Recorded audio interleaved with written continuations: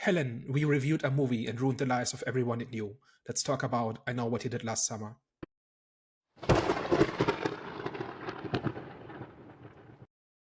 Hello, everyone. Welcome back. We are back, the Eye of the Storm podcast. Daniel, do you want to let the people know what we're here to discuss today? So this is Have You Seen, in which we talk about a movie that some of us know well and others have just seen for the first time.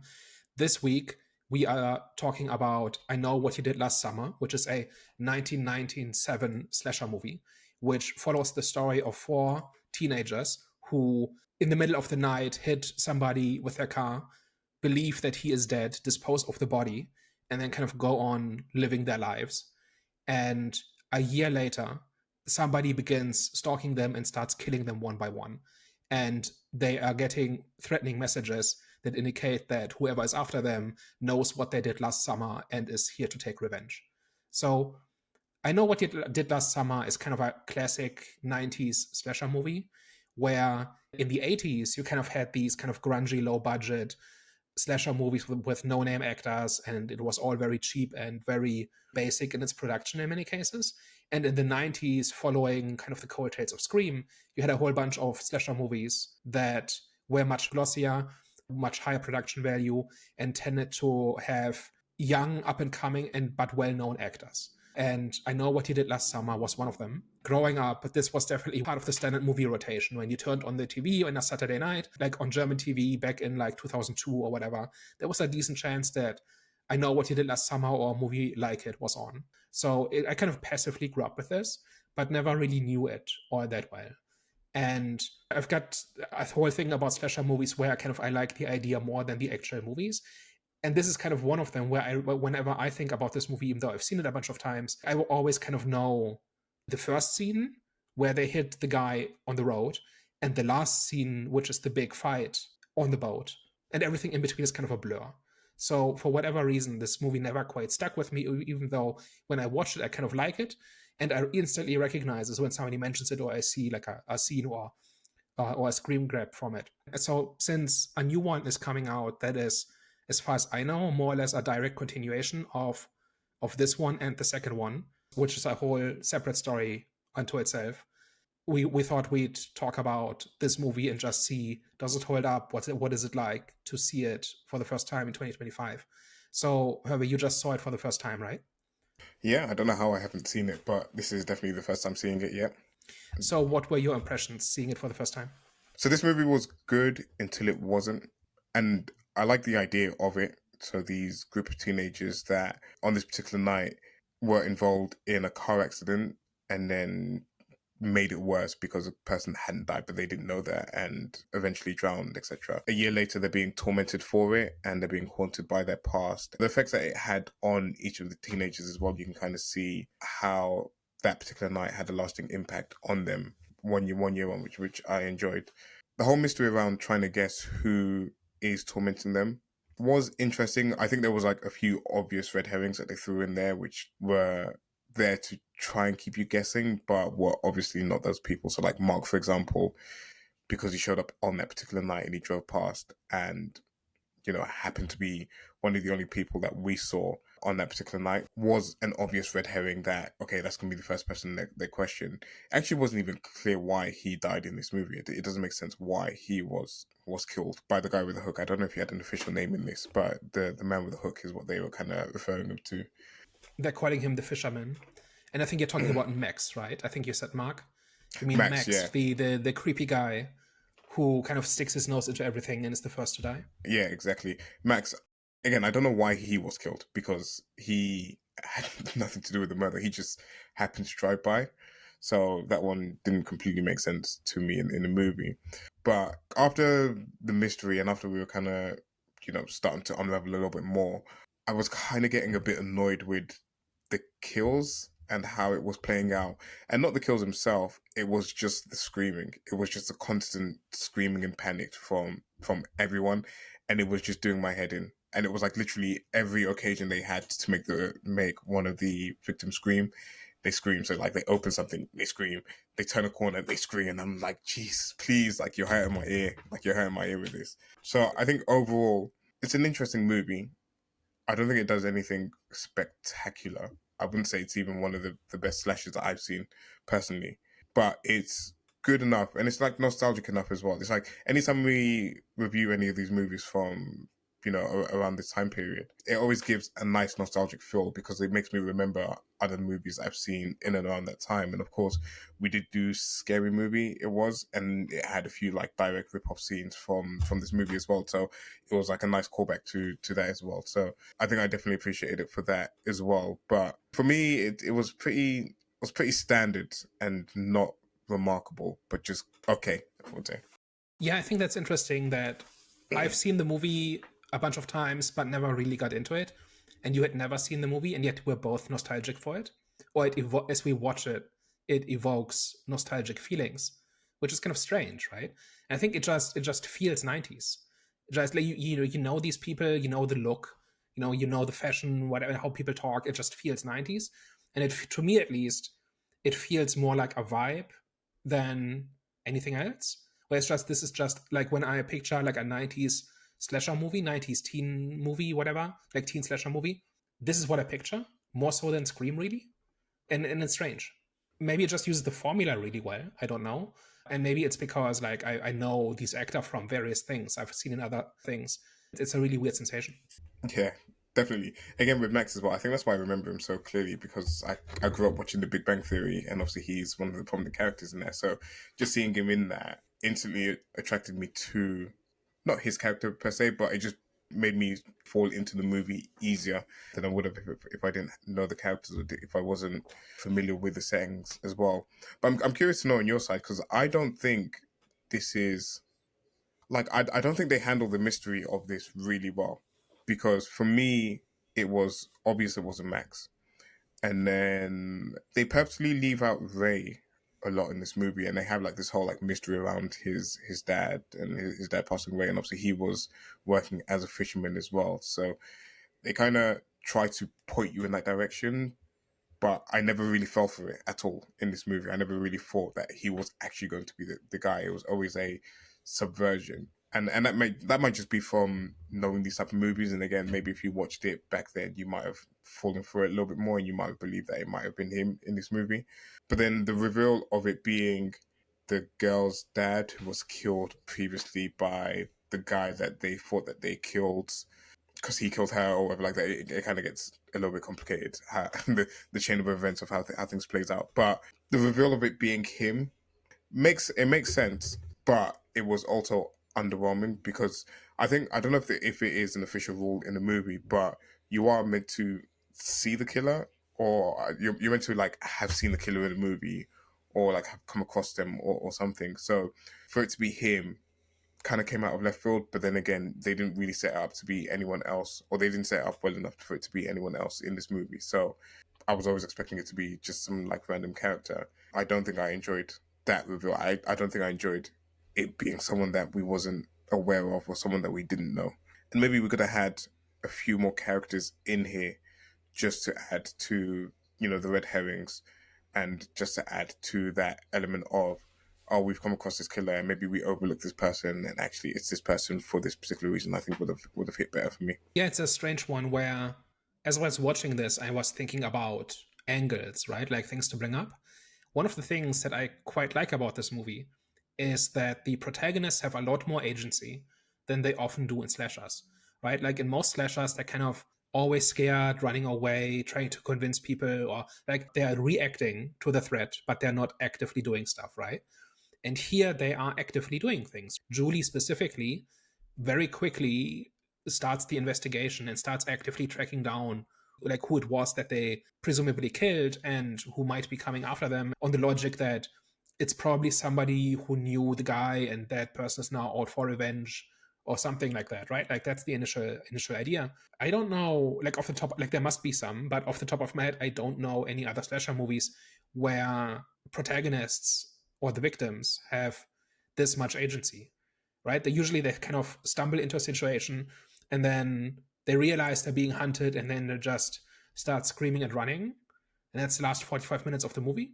And while there's plenty of this here, there's also a lot of actively going after the mystery, right? It makes it even weirder that the mystery is so lame. Because in the end, it's just the guy. right? Like your first thing is, okay, the guy must have survived, and now he's coming after them, right? Because who else would it be? Like, was that your first thought? Like, I just didn't know, to be honest. Like I had no clue. And again, for me, it was more the movie's pointing me to these people, so I know it's not them. And my one suspicion was if it was like that rich blonde guy, the one that was a bit more intense, the one he was part of the group, but it was a little more intense.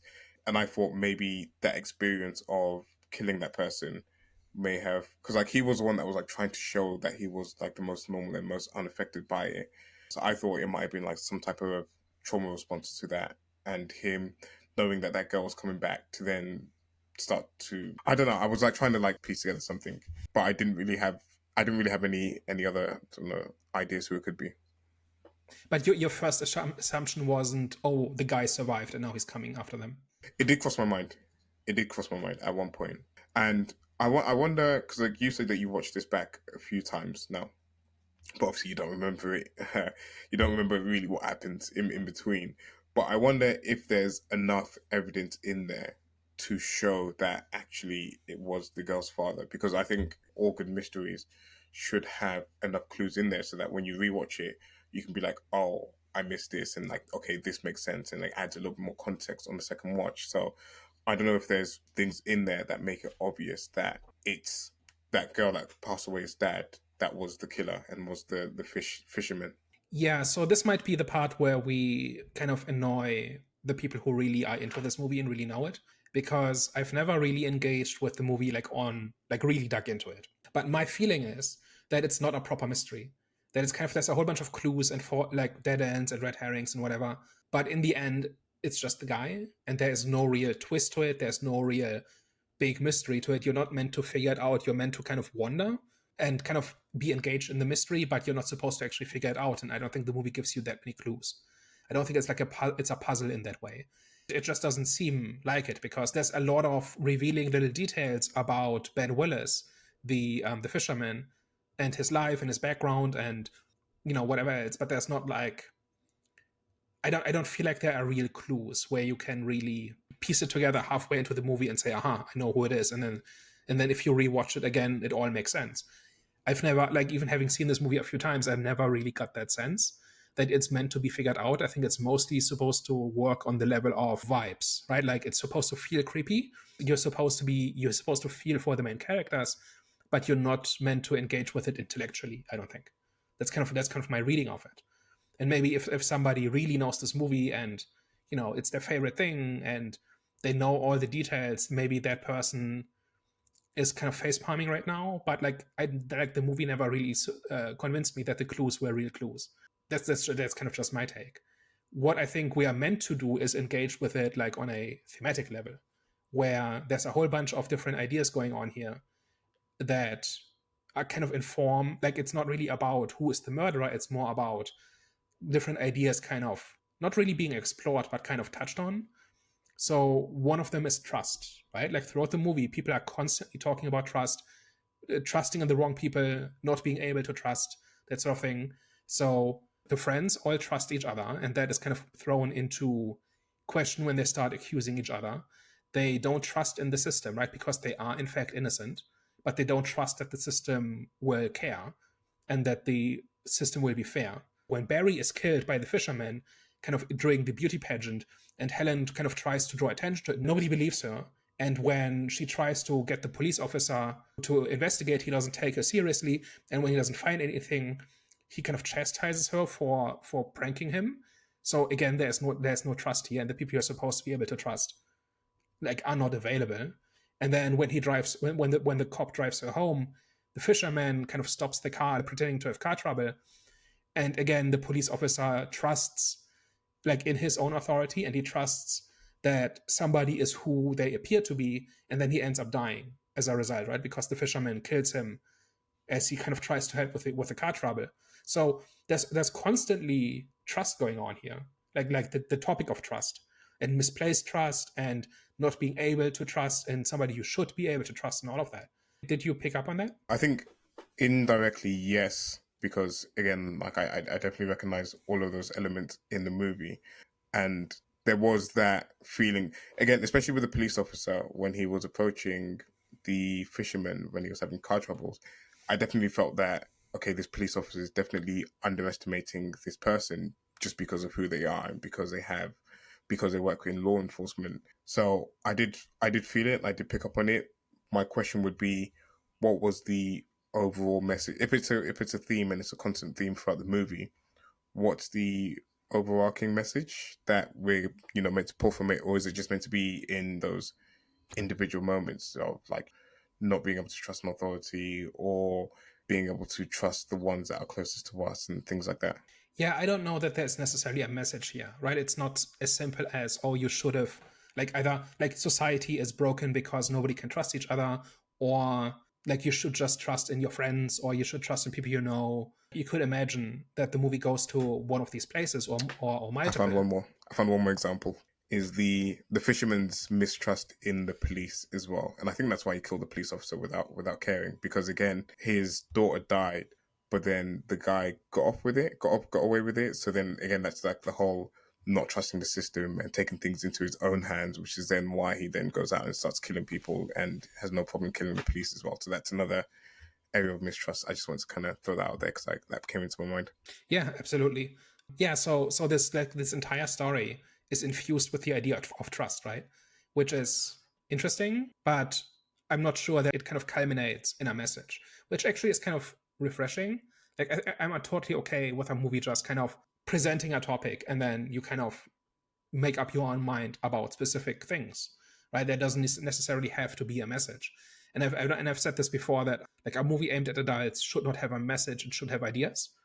And it seems like this does that, right? Like it does not simply have a simplistic message of trust or don't trust or whatever it might be. It's more like, hey, let's approach this topic from like 6 different angles and then see what comes out and how you respond to it.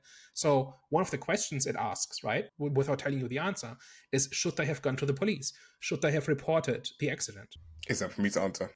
Well, it's like the movie asks you this, right? Mm-hmm. It's a difficult one. It's a difficult one, especially when you. I mean, of course, the right thing is to always, own up to your mistakes and go to the police. Is what you would think is the right thing to do in society. But again, you then think of it from their perspective. They're just graduated high school or whatever it is, about to go off to college, have these big dreams. I can't remember the name of the girl who went to go to New York and become a famous actor and stuff like that.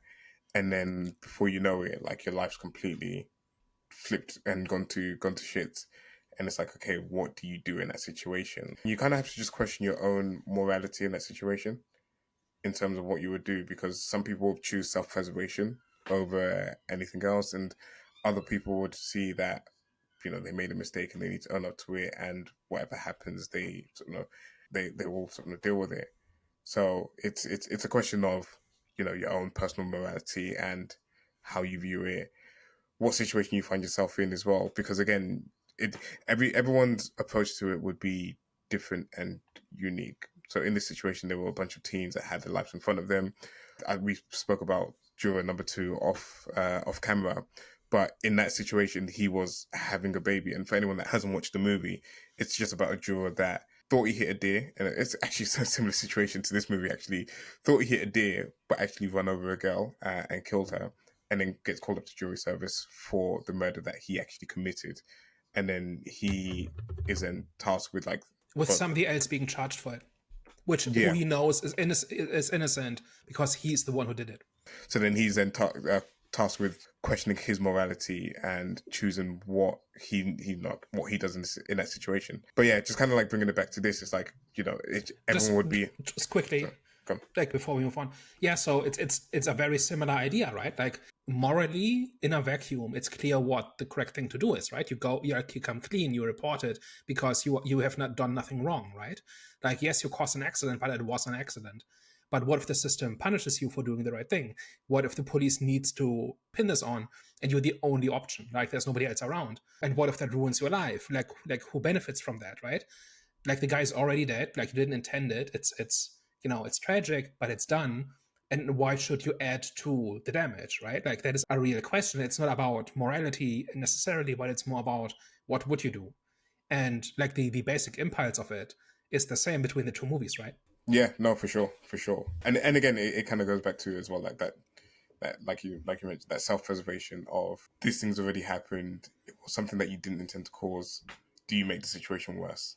And if you make the situation worse, how does that impact not just your life but the people around you as well? What does that mean for everyone around you? So yeah, I think it's just a question that everyone would have a different answer to, if like depending on if they were in that situation, depending on how they view the movie and how they kind of view their own life. Yeah, and that also kind of ties into like a secondary theme, which is that of class, right? Because we are meant to sympathize with these four teenagers, and they're not especially rich, right? But they are kind of middle class. We're kind of meant to kind of relate to them, right, as the audience.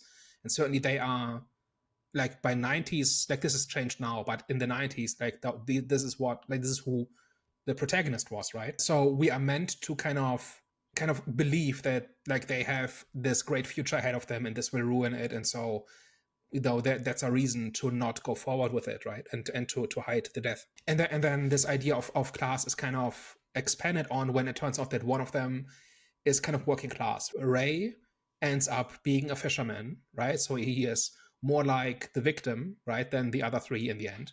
Like a year later, when they've all gone to college, Ray has not gone to college. He's actually started working, right? Helen, I think, also didn't, like, is planning to become an actress, right? And is it New York or is it Los Angeles? Yeah. So, but like they all have big plans, right? I think Barry is the one who's actually wealthy, but Julie goes off to college. Helen wants to become an actress, and like there's a class difference between them. That kind of, there's a subtext that this was not a big deal while they were in school, but now that they're adults and they're going off to live their own lives and go on their own trajectories, now that is creating a rift between them, and that is reflected in the three kind of being on one side and Ray kind of being on another side, right?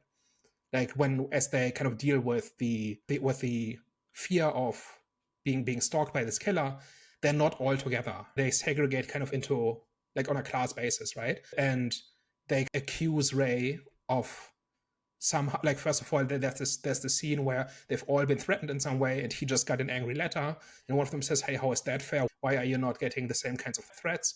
And then later on, when it turns out that he has become a fisherman, they immediately suspect him, right? Because he is not like them exactly, right? So, like, this whole idea that this kind of class situation kind of informs who trusts who and how people view each other and what they assume about each other. That's all in this movie, right? And that goes so far as the fisherman, who, first of all, his persona as the slasher villain is that of, like, a working class kind of person, right? He's not like them, right? And also, when they hit him, he's just some guy, whereas they are the the pretty well-off teens who have been celebrating because they're heading into this amazing future. So all of that is there, and the movie is certainly commenting on all of these topics without necessarily telling you what to think, right? It's not very heavy-handed, right? There's like moments where characters say what they think, and that kind of informs kind of the treatment of these topics. But the movie never really stops to just outright tell you what you as the viewer are meant to think. Do you know? I feel like not Ray, the other guy, the one that came from the rich family was. Barry. I mean, he was definitely portrayed more negatively than what Ray was in this movie. Like, he was more like obnoxious, more rude, more sort of arrogant, more kind of just like flippant of everything, pretty much. And there was a comment that he made. I can't remember exactly what it was, but it was after the crash at the start of the movie. He made a comment to Ray about where he was from and about kind of not being like them or something like that. I can't remember exactly what the comment was, but I definitely feel like there was on the male side of things, anyways, a clear distinction as to how they were portrayed and how they came across in the movie. On the female side of things, I don't think it was like as clear, or it wasn't as obvious. But then again, I don't think there was like too much of a difference between them in terms of like class or whatever. And I wouldn't necessarily say on Julie's part she treated him badly because of class. That I kind of assumed it was just because of him being her ex and her kind of wanting to disassociate from everything that happened on that night. So she just naturally pulls away. and you can even kind of see that she didn't feel protected by him as well. Like after the richer guy, I can't remember his name, but after he kind of like chokes her out to like after he's like getting them to like promise that they won't say anything, kind of like chokes her out, and then she kind of like looks at him. It's like, you didn't do anything. You didn't step in to like save me or anything like that. And maybe he felt he couldn't just because again of like the class difference, and maybe because of the different backgrounds that they had, and maybe he just had that inferiority complex to him. But I don't know. It definitely felt to me, anyways, that there was a clear difference in portrayal, at least, as to the rich guys being more obnoxious, more loud and flippant or whatever, compared to Ray. Barry is definitely more willing to throw other people under the bus because he has more to lose, right? But I think it's less about what people actually believe about each other and more like a sense of not being the same, right? Like there's just like a sense of distance between Ray and the others.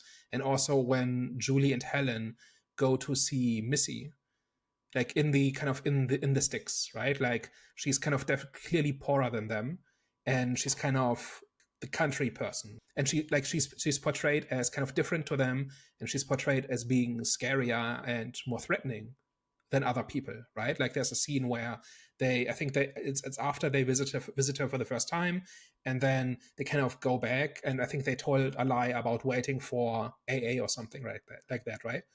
Is it AA? AAA? I don't know. There's this Family Guy. There's this Family Guy sketch about somebody needing AAA in Canada, and it gets very confusing because they don't see the difference between AAA and AAA. It's a whole thing. Anyway, I think it's AAA, right? Like the people you get when your car breaks down, right? We're not American. Like I think we're too European to really get this stuff straight. But point is, they lie to her, and then she catches up to them and taps on the window. And for a minute, they're afraid that she caught them in the lie, right? But actually, they just forgot something, and she brought it after them, or something like that, right? But in that entire exchange or sequence, I do feel like Missy is portrayed as kind of creepy and threatening. And she doesn't really do very much to justify it. She's just different because she's from a different background than them. Or is that just me? No, because I definitely get what you're saying, because I definitely feel like she came across like that. But is it because that we're there with the protagonist and we know that they're in the line? We know that they've actually killed her brother, so that it makes that scene a little bit more tense and it puts you on a little bit more of an edge because you're there with the protagonist, as opposed to it being about class. Because I feel like for the movie, anyways, you couldn't approach that scene and not make Missy, or not make the audience feel uncomfortable about them being around Missy, knowing that they killed her brother, pretty much. So that's my only pushback on it, is that it needed to feel like that because we're on that ride with Julie and Helen. Yeah.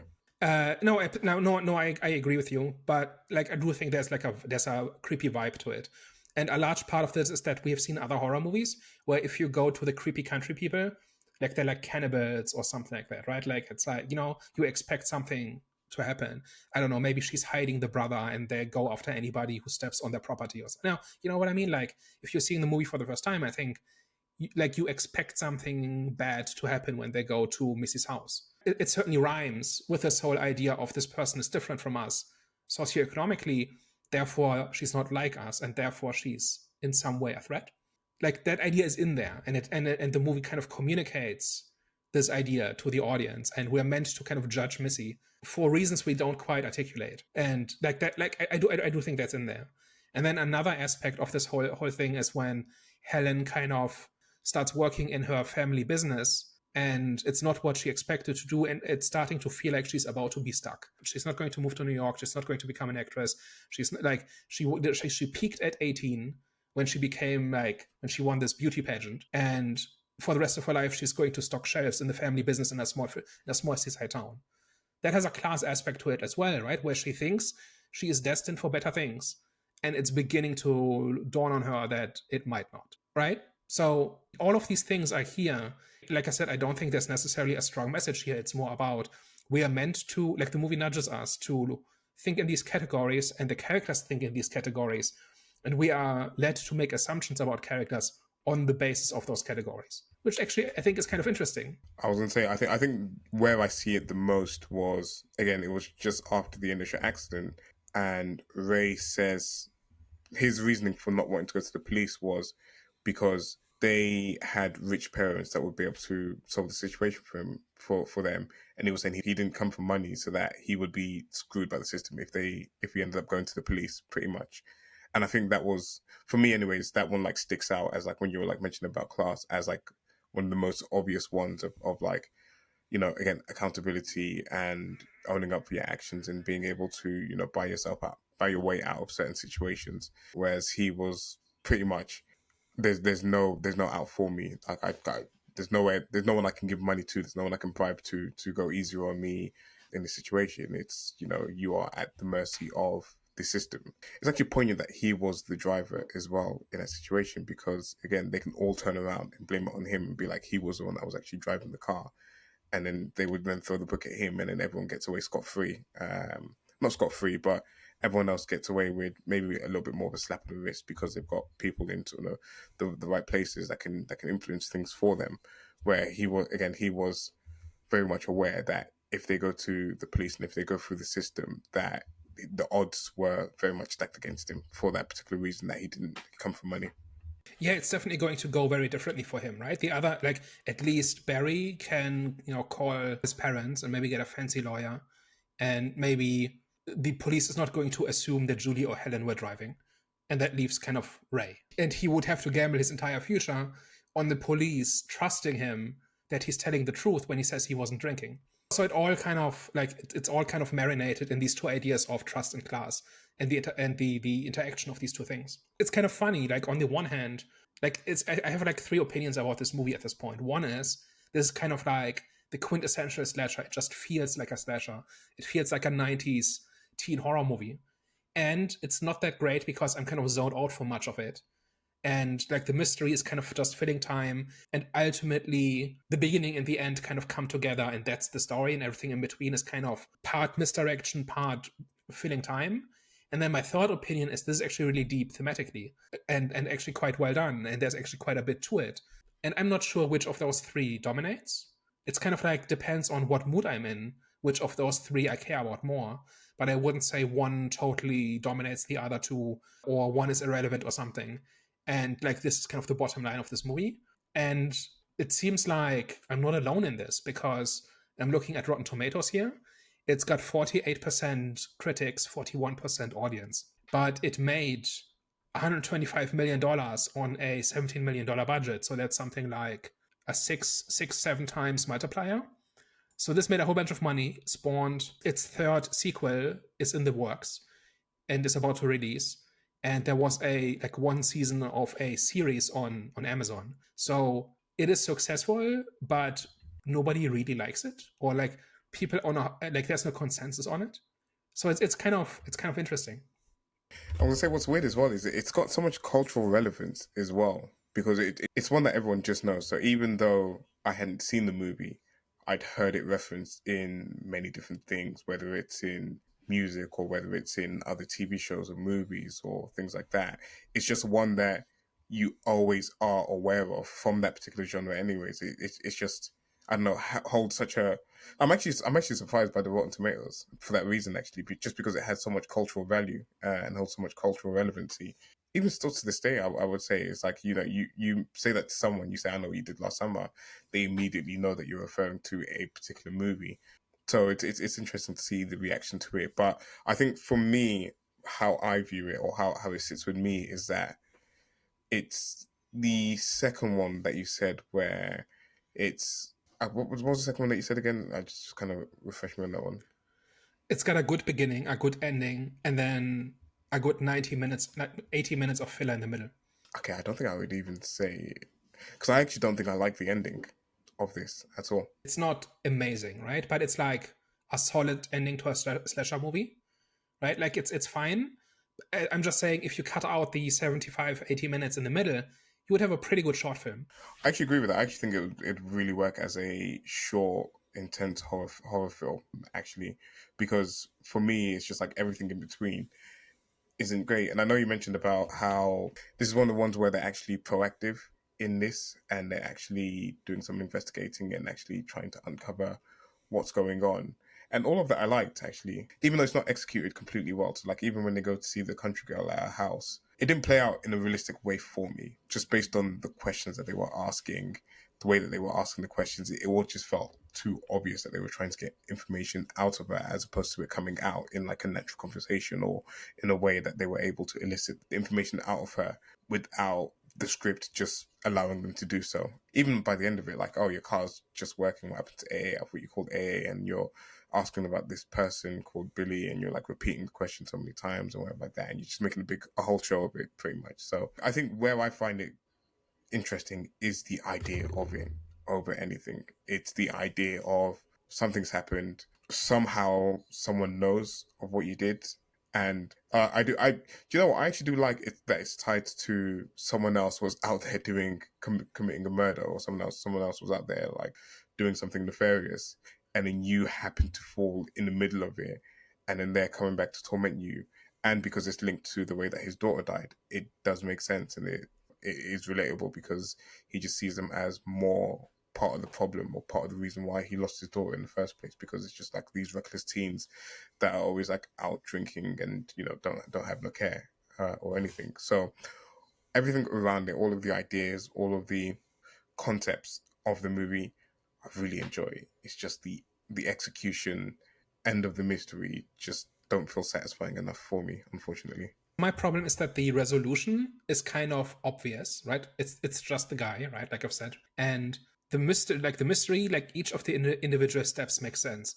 I don't think there's a point in which you have to kind of just throw your hands up in the air and say, "Oh, this is just whatever. Let's just wait 20 minutes and then the plot makes sense again." I think the pieces all make sense.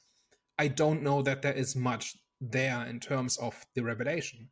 Like, I don't feel like the investigation changes the outcome, because the fisherman was coming after them anyway, and them knowing who he is does not change that. And them knowing who he is does not give them additional tools to defeat him. It does not change how they react to him. Like, they're not trying to negotiate with him, really. You know what I mean? It's like an investigation happens, and which is essentially just exposition. It just simply explains to us who the guy is. And then he shows up to start his killing, and at that point, it's a standard slasher again. That's kind of my problem with it. Like I said in the beginning, that the middle part just does not stick in my brain. I do not remember it. It's fine as I'm watching it, but it does not stick. Ask me in a week what happens in the middle part of I Know What You Did Last Summer, I will not be able to tell you. It has no staying power, and the reason it doesn't, I think, is pretty simple, which is that it does not change the plot, and there's no ramifications to anything they uncover, I don't think. So for that reason, I have to ask, why do it? Like, why spend so much time on something that doesn't matter? And now we do get some bits and pieces here and there where we learn a little bit more about these characters and where they're coming from and what they want and how they kind of relate to the world, right? The fact that Julie is almost dropping out of university because she simply cannot move on because of her guilt, and that Barry has no such problem, and that Helen has been keeping busy with other stuff, but she's also not terribly cool with it. Like, we learn stuff about these characters in the course of the plot, but the plot itself, I don't think, contributes very much, and that is why I said you could cut it, and the movie would still work, but it would just be 20 minutes long. I'm still confused about the fisherman as well, in terms of why he was just killing everyone, and why he let certain people get away, and why he was playing these games. Because, like, again, Max died for no reason whatsoever. Like, there was no reason for Max to die at all, and I don't even know how we would have seen Max in that situation, or whatever. I don't know why he decided to go after Max at all. And then why he was not toying with Barry, but let him get away when he could have killed him after like running him over in the car. Didn't make sense, just because he was going to kill him again later anyway. So it just felt like it was just movie doing movie and adding a bit of like fear and, you know, keeping them alive for just like a later kill. It does seem like it, right? And some of the kills that are not the main cast seem to be more about, you know, our slasher movie needs more slashing, and our movie needs more plot, so we're gonna put some in. But it does not feel like it's kind of in Scream. We kind of had a similar thing. Like, half the kills are not related to going after Sidney Prescott, right? And not all of them are just people who got in the way. Like, sometimes Ghostface just kills people because it will make for a cool scene, and not necessarily because there's a reason for him to target that person in particular, right? And I think there's a little bit of that here as well.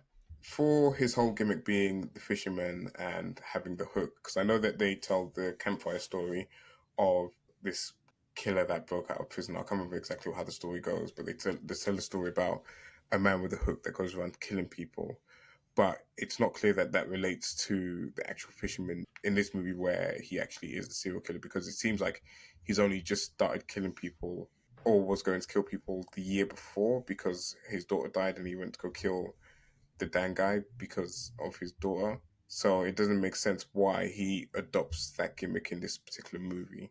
Yeah, it's because the person who wrote this thinks the urban legend of the hook killer is cool. Honestly, I think that's why. The Wikipedia page references it directly. So, like Kevin Williamson, the writer of the screenplay, kind of has probably talked about this. And it gets referenced in the movie, right? Like there's this big exposition scene where they talk by the campfire, like you said, and they mention the hook killer, right? And then that is actually what happens. And yeah, I don't know that it really means very much. It seems a bit like, yeah, this is cool and we're going to put this in. And kind of this story is on people's minds. And like the 90s was a little bit the time of kind of like moral panics, like stranger danger and stuff like this. So people were talking about keeping the kids safe and stuff like that. And urban legends like this kind of tied into that a little bit. And so it was just on people's minds. And I think that is, I think, also part of why the slasher genre kind of was so popular in that time, is because like the anonymous killer, like the anonymous stranger who will just show up and go after your children, is just a thing that was in the zeitgeist at the time. I don't think it really is today. So I don't know. It's maybe there's somebody out there who really knows the story and has really figured this out, but like on its face, I don't see the connection. Other than he is a fisherman and therefore he wears fisherman outfits. What else does he have available, right? And the hook is an easy way to kill somebody, and it's a cool visual and all of that. That seems like that surface level seems to be the actual explanation. Also, it doesn't seem like there's any panic in the town that people are dying or people are going missing. Like it just seems like everything's business as usual everywhere else. Even though by the time we get to his boat, there's quite a number of people that have died and are on ice in that particular location, but it doesn't seem to affect the town at all. Yeah, you would think there might be curfews or more police around or whatever, or the FBI is showing up. None of that, right? Another part where it's really style over substance is the ending, which is like after the hook killer has been apprehended. Julie is back at university, right? And she is thriving, right? She's like where she was almost flunking out in the beginning. Now she, is really doing well. And then another hook killer shows up. He threatens her by sending her a message like the first hook killer. Then he kind of bursts through the the glass door, right, of the dorm shower or something like that. And then the movie ends. Did you pick up on a point? Not at all. I mean, setting up a sequel. That's all I can think of. Setting up a sequel, yeah, but like, does it say anything about the point of the movie? Like, is this like a Michael Myers thing where the guy is just immortal and he will just always keep coming? Is it a different guy who's now out for revenge? You know what I mean? Like, it feels like it's purely based on vibes, right? Like when you just watch it and don't think about it, it looks really cool. And it's like, oh, this will never be over. Like this guy will always keep coming, but he was stopped, right? Like it should be over. Maybe somebody else has put on the costume like for second degree revenge or something like this, but that's not the story. And then the movie ends just as the new killer shows up. And this is not really like the plot of the second movie. Second movie is something different altogether. There's a whole bunch of stuff in this movie where it's vibes and aesthetics and feels over logic. I think that is where the 48% rating comes from, which is this feels really cool as you're watching it, but then it's really unsatisfying as you try to engage with it and try to think about it, about what happened and what it means. But then at the same time, there's all this very deliberate symbolism and thematic underpinning, like all the stuff we talked about. So it is just this weird mix where some of it is quite superficial and some of it is pretty solid, but it can't pick a lane. Exactly. That's kind of how the movie hit me as well. Is that you're just kind of like in there hoping that there's more. You're in there hoping that you're going to get a little bit more out of the movie. And I think I kind of understand it now. The Rotten Tomatoes is you're just kind of left feeling underwhelmed or just not fulfilled. I feel frustrated because it's like I want to like this. This looks exactly like the kind of thing I would want to like, but somehow the movie won't let me, or it won't meet me halfway. So to wrap this up, you just saw the first movie for the first time. There's 2 more movies, and the next one is coming out next week. Does this make you want to watch I Still Know What You Did Last Summer, which is the next one? Is it the same characters? Are we getting the same characters back, or are we getting different casts? Different characters.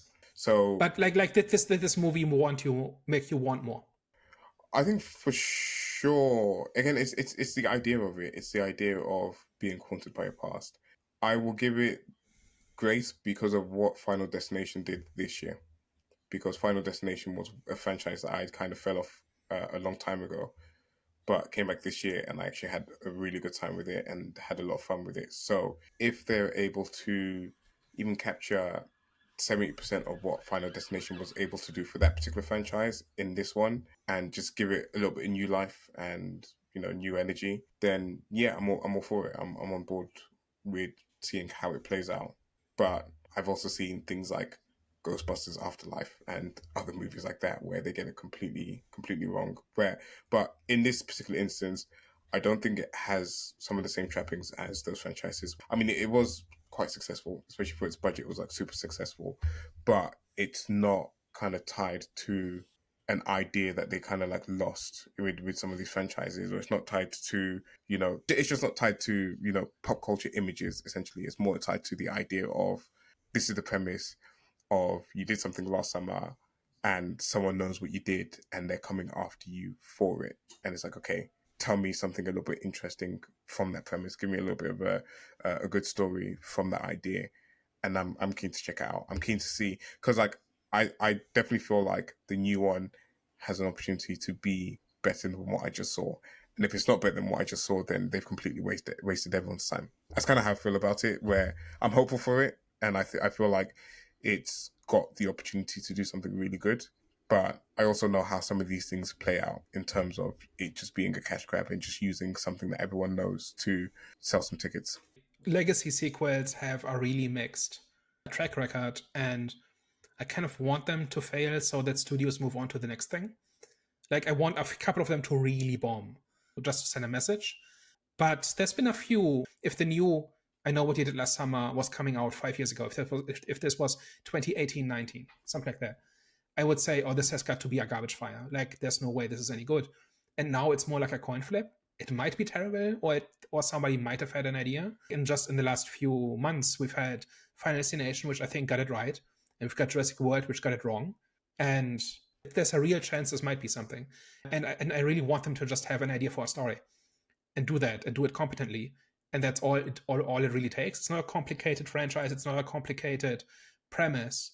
Just use it as a setup for a decent story. And I've done zero research, have an opinion about what it's going to be. I'm just going to watch it and see what it is.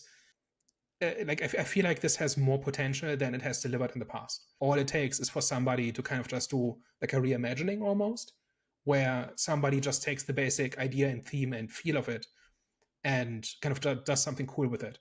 And that's totally possible, and it remains to be seen whether somebody will do it. All right, guys.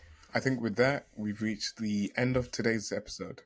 So, if you reached this part of the episode, thank you very much for working with us. We always appreciate your support. If you liked what you heard today and you enjoyed our discussion, you should probably tell a friend.